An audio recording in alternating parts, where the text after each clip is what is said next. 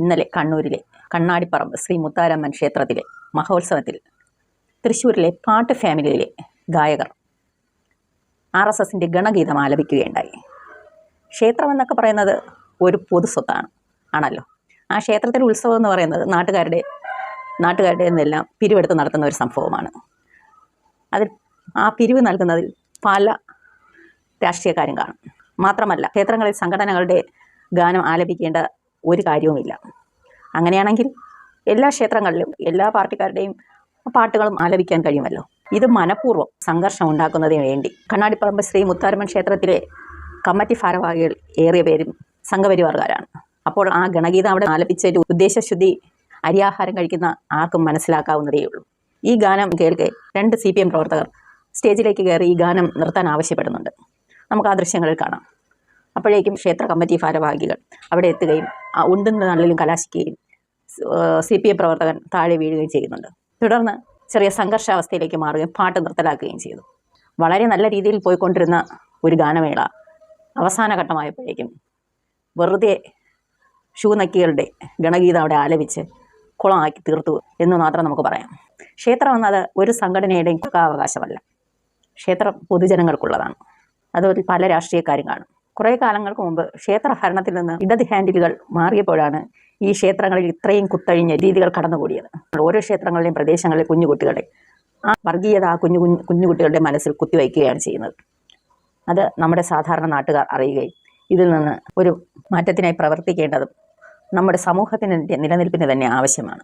നമ്മുടെ നാട്ടിലെ ക്ഷേത്രം എന്ന് പറഞ്ഞാൽ രാഷ്ട്രീയ ഭേദമന്യേ നാട്ടിലെ ഹൈന്ദവരുടെ പൊതു ഇടമാണ്.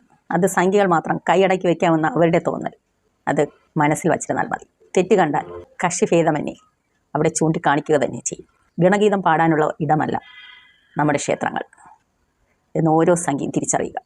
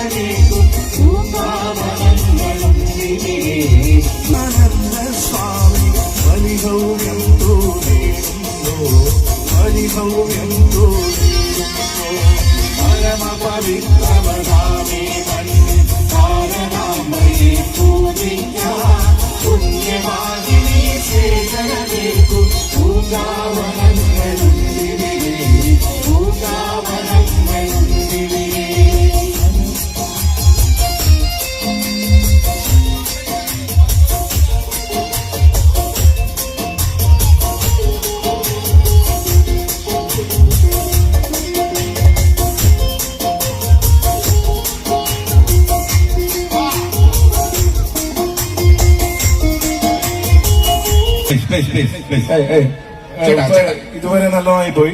ചേട്ടായി പോട്ടെ ചേട്ടായി പോട്ടെ. നമ്മുടെ പരിപാടി നന്നാക്കണം.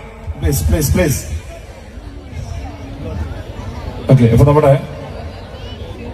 പരിപാടി 2 പാട്ടും കൂടെ നമുക്ക് ബാക്കിയുള്ളൂ. ഇതുവരെ ഒരു പ്രശ്നമല്ല. ദയവ് ചെയ്ത് ഇപ്പോഴും പ്രശ്നമില്ല. ഇത് അങ്ങോട്ടും ഇങ്ങോട്ടും നമ്മൾ അങ്ങോട്ടും ഇങ്ങോട്ടും അറിയുന്ന ആളുകളാണ്.